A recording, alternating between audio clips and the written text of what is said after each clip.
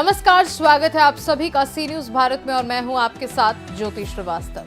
अरविंद केजरीवाल की राजनीति को अगर एक फिल्म कहा जाए तो वह किसी बॉलीवुड ब्लॉकबस्टर से कम नहीं है, जहां हर दूसरे दिन नया ट्विस्ट, नया ड्रामा और एक से बढ़कर एक फिल्मी वादे होते हैं। हर चुनाव के साथ केजरीवाल साहब अपने पुराने वादों को जैसे नए रंग में ढाल कर पेश करते हैं। यही नहीं, इस बार तो उन्होंने सीधे अमित शाह को चैलेंज दे दिया है। जी हाँ, ऐसा ही है, ऐसे समझिए।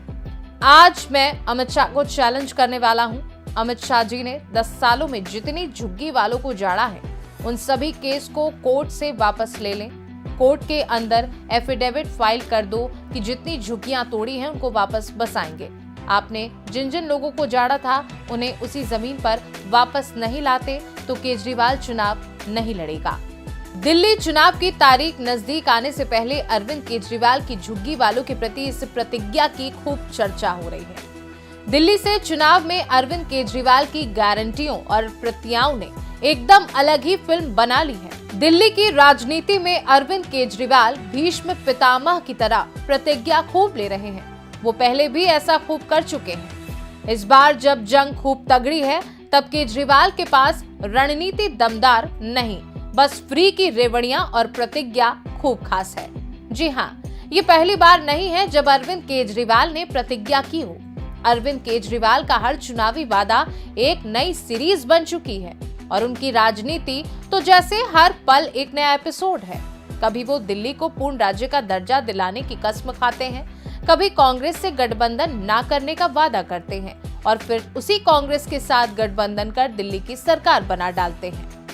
देखिए, हम ये जोड़ तोड़ की राजनीति नहीं करने आए, सत्ता की राजनीति नहीं करने आए, सत्ता हथियाने और सत्ता पाने नहीं आए। हम लोग इस देश की राजनीति बदलने के लिए आए। हम लोग अपने अपने करियर छोड़ के आए, यहाँ करियर बनाने के लिए नहीं आए।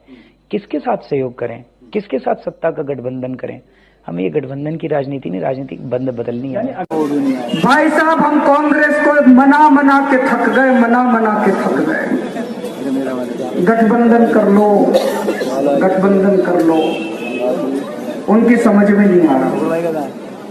आपसे पूछना चाहता हूं, होना चाहिए नहीं होना चाहिए गठबंधन? आज अगर कांग्रेस का गठबंधन हो जाए, बीजेपी 7 सीटें हार जाएगी। जैसे साल 2013 में अरविंद केजरीवाल ने अपने बच्चों की कसम खाई थी। उन्होंने बच्चों की कसम खाकर कहा था कि वो कभी कांग्रेस के साथ मिलकर सरकार नहीं बनाएंगे। हालांकि बाद में केजरीवाल ने कांग्रेस से हाथ मिलाया। कांग्रेस के समर्थन से अरविंद केजरीवाल दिल्ली के सीएम की कुर्सी पर बैठे थे।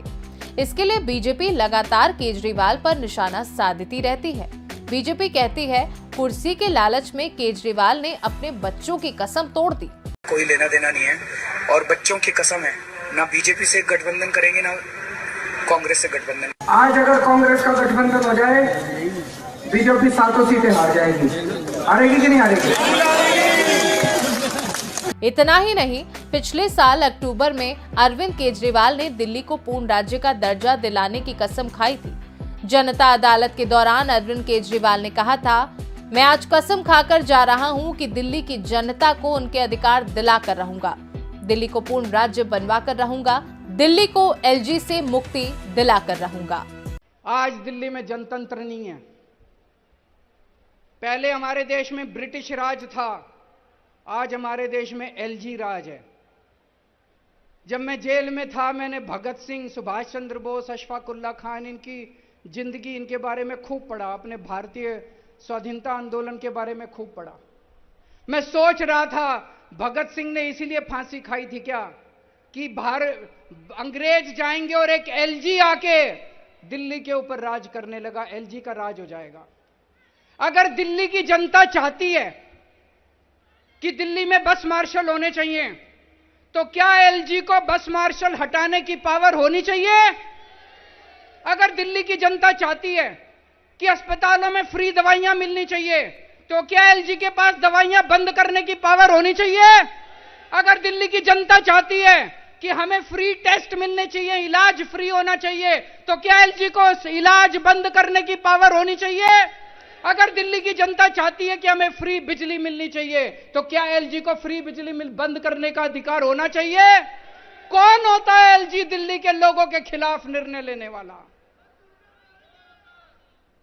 हमें दिल्ली के अंदर दो जनतंत्र लेके आना है, जो पूरे देश के अंदर दूसरे लोगों का अधिकार है। पूरे देश में आप पंजाब चले जाओ, राजस्थान चले जाओ, मध्य प्रदेश चले जाओ, छत्तीसगढ़ चले जाओ, वो लोग वोट डालते हैं, जिस सरकार को चुनते हैं उस सरकार की पूरी पावर होती है। आज दिल्ली के लोगों के पास अपनी पावरफुल सरकार चुनने का अधिकार नहीं है। मैं एक बहुत छोटा आदमी हूं। आज से 10-12 साल पहले सोच के देखो, इस देश में कोई जानता नहीं था केजरीवाल कौन है, कोई नहीं जानता था। ये तो पता नहीं मैंने कुछ पुण्य करे थे कि आप लोगों ने इतना मेरे को मान सम्मान, इतनी बड़ी जिम्मेदारी दे दी। मैं दिल्ली की झुग्गी बस्तियों में काम किया करता था, झुग्गी बस्तियों से उठा के आप लोगों ने अपने दिल में बसा लिया मेरे को। मैंने पता नहीं क्या पुण्य किए थे मैंने। आज मैं आपके सामने कसम खा के जा रहा हूं, अपनी जिंदगी के अंदर आपको मैं पूरे आपके अधिकार दिला के रहूंगा। दिल्ली को पूर्ण राज्य बना के रहेंगे, दिल्ली को एलजी से मुक्ति दिला के रहेंगे। दिलानी है कि नहीं दिलानी? दिल्ली को एलजी के राज से मुक्ति दिला के रहेंगे, जनता का राज शासन करके रहेंगे, जनता का शासन कायम करके रहेंगे। दोस्तों, वहीं इससे पहले साल 2011 में एक इंटरव्यू की क्लिप को लेकर अक्सर केजरीवाल पर निशाना साधा जाता रहा। उस इंटरव्यू में अरविंद केजरीवाल एक टीवी चैनल पर कह रहे थे, मैं एक बार फिर पूरी तरह से साफ कर देना चाहता हूं कि मैं अपने जीवन में कभी चुनाव नहीं लड़ूंगा और मैं अपने जीवन में कोई पद नहीं लूंगा। मेरी कोई राजनीति महत्वाकांक्षा नहीं है।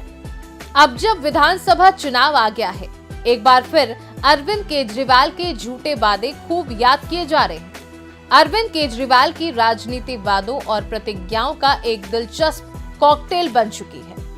हर चुनाव के मौके पर उनका मैं तो बस ये करूंगा, वो करूंगा नया सीजन रिलीज हो जाता है। अब तो केजरीवाल की राजनीति में प्रतिज्ञाएं और वादे एक तरह का ट्रेडमार्क बन गए हैं। साल 2011 में उन्होंने कहा था कि वो कभी चुनाव नहीं लड़ेंगे, लेकिन लगता है किसी अच्छे वादे की तरह वो भी बदल गए।